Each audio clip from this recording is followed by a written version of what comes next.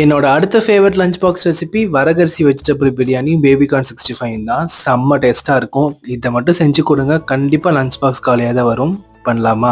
ஒரு கப் வரகரிசியில தண்ணி சேர்த்து 4ல இருந்து 5 வாட்டி நல்லா க்ளீன் பண்ணி எடுத்தீங்கன்னா அழுக்கெல்லாம் போய் சுத்தமா ரெடி ஆயிடும். இது ஒரு 15 நிமிஷம் ஊற வச்சு எடுத்துக்கோங்க. பேன்ல 4 டேபிள் ஸ்பூன் தேங்காய் எண்ணெய், 1 ஸ்பூன் நெய் சேர்த்துக்கோங்க. ஹோல் பிரியாணி ஸ்பைசஸ், பச்சை மிளகா, கட் பண்ண வெங்காயம், உப்பு சேர்த்துக்கோங்க. இது கூடவே 1 டேபிள் ஸ்பூன் இஞ்சி பூண்டு பேஸ்ட், புதினா கொத்தமல்லி சேர்த்து நல்லா வதக்கிட்டு கட் பண்ணி வச்சிருக்க தக்காளி, வெஜிடபிள் சேர்த்து நல்லா எண்ணெயில ஒரு 2-3 நிமிஷம் நல்லா வதக்கிட்டு 2 டேபிள் ஸ்பூன் தயிர், மஞ்சத்தூள், மிளகாய்த்தூள், 1 டீஸ்பூன் பிரியாணி மசாலா, கரம் மசாலா சேர்த்து நல்லா மிக்ஸ் பண்ணிக்கோங்க.